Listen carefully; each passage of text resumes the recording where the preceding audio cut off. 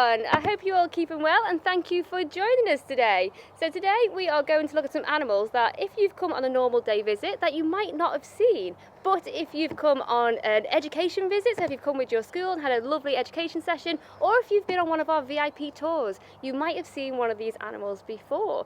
So lovely Jazz is going to introduce you to our first animal. So we thought we'd start with our smallest animal.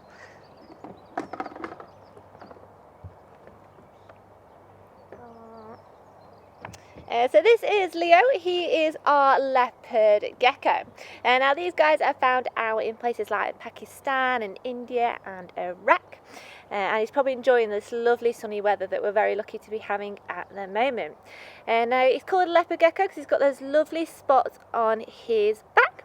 And these help him with his camouflage. You'll see, find him out in sandy areas, and that's another reason why he's got these lovely yellow and kind of browny stripes. That helps to break up the outside of his figure. He doesn't want to look to the front of the screen because he's going to climb up my arm instead. There we go. And now leopard geckos are a little bit different to other types of geckos. So first of all, they've actually got eyelids, so it means they can close their eyes, unlike many other types of gecko. Another difference is he doesn't have little pads on his toes, so it means he can't climb up walls like some species can. And our gecko have got quite a few different adaptations to help them in the wild, and when it comes to protecting themselves from any predators, I think he just wants to go for a walk on the table. We'll let him go for a walk on the table. He has this lovely tail that he can actually lose if a predator was to come along, and then they can regrow it. It doesn't happen overnight though, it can be quite a slow process. This tail has another reason for it being as well. So it's nice and fat at the back. This is an extra fat reserve, so he can go for quite a while in the wild without food if that was the case. These guys will mainly eat small insects, and so we feed Leon things like crickets and locusts. He absolutely loves waxworms though, but he can't have too many. He wants to make sure he's got a summer body ready. But waxworms are definitely one of his favourite types of food. Now they do shed their skin like most reptiles will. But Leo the gecko, he will actually eat his own shed, and there's a really good reason behind this. This is so if there's any potential predators coming around, they won't be able to go up to the shed, smell him, and then track him down from there. So they'll generally eat their own shed afterwards. So that's it about Leo, really. I think he's enjoying the sunshine. He's our little lovely character that doesn't come out as much as some of our other reptiles. So we'll pop him away, and then Nikki will introduce you to our next reptile.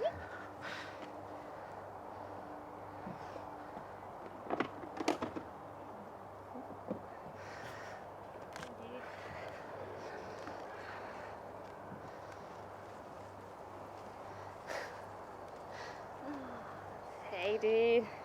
Alright guys, so this is Arnie, and Arnie is a very big, lovely looking lad. So Arnie is a skink, and there's actually about 1,200 different types of skink on the planet, and Arnie is a blue-tongued skink. And that is because he's got a blue tongue, that's simple. So this lovely blue tongue is really important. It's one of those adaptations like Jazz has just been talking about. So you'll be able to see now his tongue popping out, and it kind of does what a snake does. It's coming out to sense all the chemicals around him to see what's going on. And this is how he'll sense his prey as well. And he'll use it as a defense mechanism, because even though Arnie, you are lovely and very cute, he has these very, very short, stubby legs, which aren't very useful when it comes to running away from predators.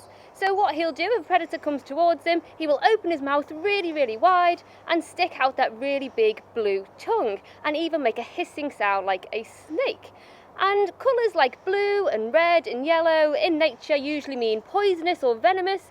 So if an animal comes and sees Arnie, they will think that he is venomous. And also if you look down his body with those little stumpy legs, he does kind of look like a snake. So a predator will see this lovely long animal, it'll see this big blue tongue sticking out, hear a hiss, and think it is a venomous snake and leave him alone. So it's pretty cool. He's also got these lovely orange eyes, kind of like our lemurs. If you've been and seen our lemurs, they've got the same orange eyes, and this is to help them see. So he does have really good eyesight for when he is hunting down his prey. He is an omnivore, so he will eat lots of different types of things.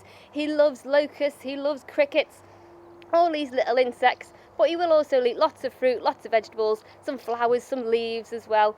So it's what we call an opportunistic omnivore. He'll eat what he can find, won't you? He's very, very greedy. I'll put him down on the table, see if he wants to go for a little walk. So he does have lovely smooth scales. He does feel very similar to a snake, and when they move very low to the ground and do move in that snake movement. So you're right there. So he does look very similar to a snake. Now these guys live about 20 years, so he does live quite long. They are very popular as pets. A lot of people do have them as pets, but just bear in mind they do live a very long time and do need a lot of care as well. And they are native to Australia, and so that is where you'd find them in their natural habitat. I think Arnie's just enjoying the sun at the moment. The table's nice and warm. I think he quite likes it. Nice and warm on your tummy. Fab. Right, what we'll do, we'll pop Arnie back and we'll get out our next animal.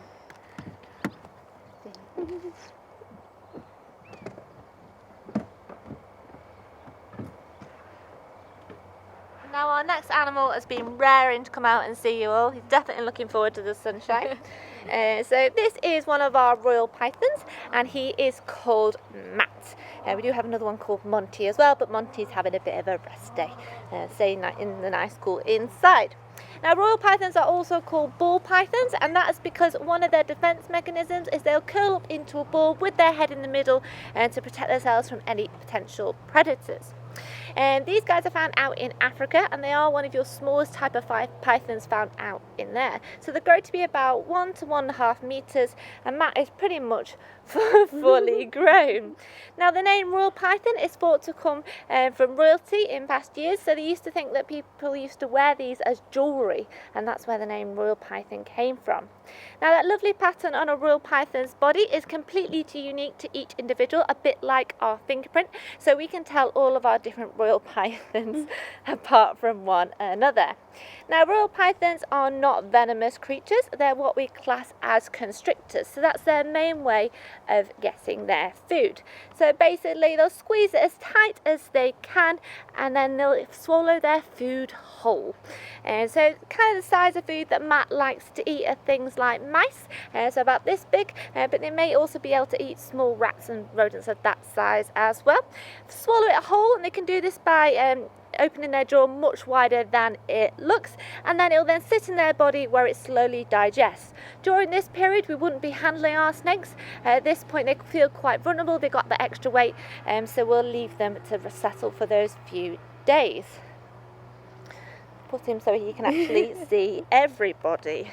Now snakes smell using their tongues, so you notice that Matt keeps sticking his tongue out and then popping him back in his mouth, and they do this by picking up tiny little particles in the air, take it on their tongue and back into their mouth where there's an organ, and it'll tell them which direction that food or that danger is coming from.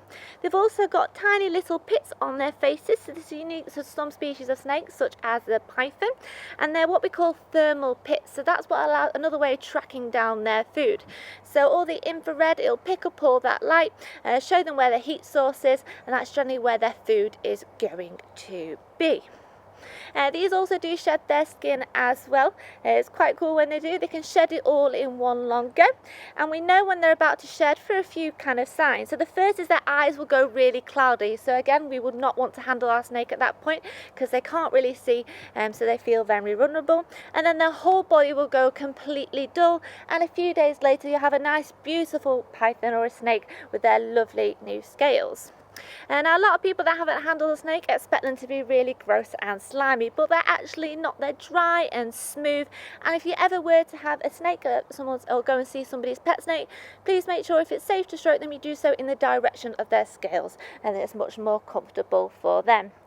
As you can see, I'm not really holding on to Matt. They are incredibly strong, and this allows them to kind of move through all the bottom of the undergrowth and the trees. So basically I'm not holding on to Matt, Matt is holding on to me. It's basically pure muscle, a snake's body.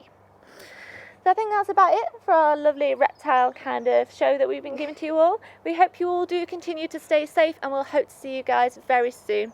Enjoy your day, everyone. Bye.